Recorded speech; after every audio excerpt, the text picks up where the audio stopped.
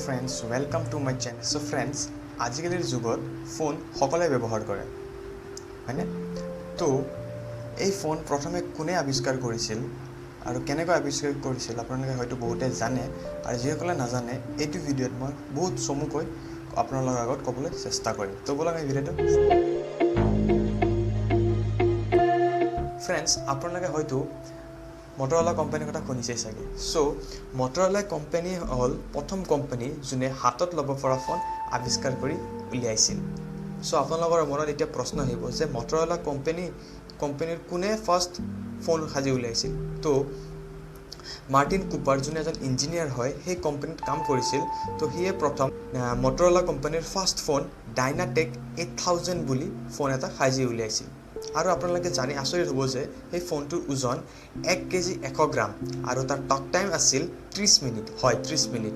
আৰু তাক চাৰ্জ দিবলৈ লাগিছিল 10 ঘণ্টা তাক চাৰ্জ দিব লাগিছিল আৰু এই ফোনটো 1G নেটৱৰ্কত মানে বনোৱা হৈছিল মানে 1G নেটৱৰ্ক সাপোৰ্ট কৰিছিল হেতু ফোনত ঠিক আছে ফ্ৰেণ্ডছ এতিয়া আহো সেকেন্ড মোবাইল কোম্পানীটোলৈ তো সেকেন্ড মোবাইল কোম্পানীটো হল নোকিয়া হয় নোকিয়াই হল পৃথিৱীৰ প্ৰথম ফোন যোনটো 99টা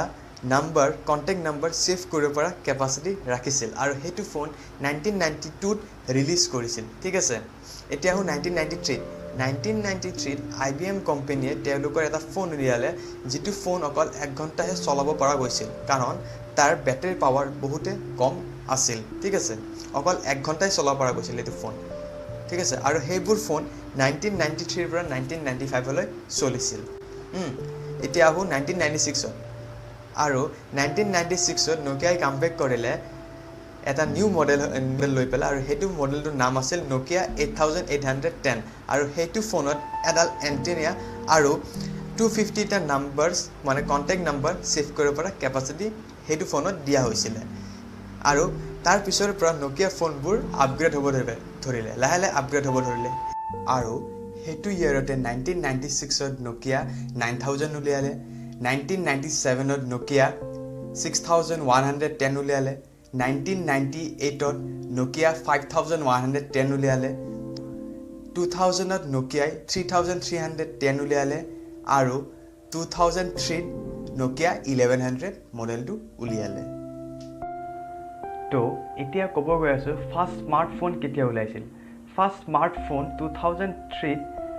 ট্ৰায়ো কোম্পানী ওলাইছিল হয় ট্ৰায়ো হল ফাৰ্ষ্ট স্মাৰ্টফোন কোম্পানী যেটো নাম আছিল ট্ৰায়ো 600 আৰু হেতু ফোনে হল প্ৰথম মাল্টিটাস্কিং কৰিব পৰা ফোন তাৰ মাজত এটা কথা কৈলাম যে 2002 ত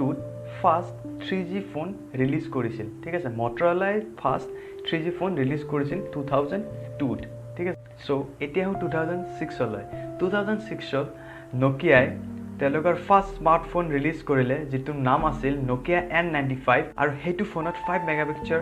কেমেৰা কোৱালিটি দিছিল তাৰ পিছত ব্লুটুথ ওয়াইফাই ফেসিলিটি লগতে 160 MB RAM দিছিল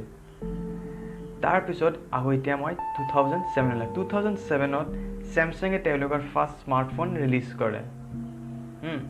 তাৰ পিছত নেক্সট ইয়াৰ 2008 ত Apple ফাৰ্ষ্ট তেওঁলোকৰ 3G ফোন ৰিলিজ কৰে এনেকৈ লাহে ফোন বিলাক আপগ্ৰেড হল এতিয়া আমি আটাইবোৰে স্মাৰ্টফোনৰ দ্বাৰা নিৰ্ভৰ হয়নে উঠুনতে বহুতে অকল স্মাৰ্টফোনটো নহলে জান একো নহয় হয়নে সো এখিনি আছিল আজি ফোনৰ হিষ্ট্ৰীৰ কথা যদি ভিডিওটো ভাল লাগিছে লাইক কৰিব শেয়াৰ কৰিব কমেন্ট কৰিব আৰু মোৰ চেনেলটো সাবস্ক্ৰাইব কৰিবলৈ নাপাহৰিব থ্যাংক ইউ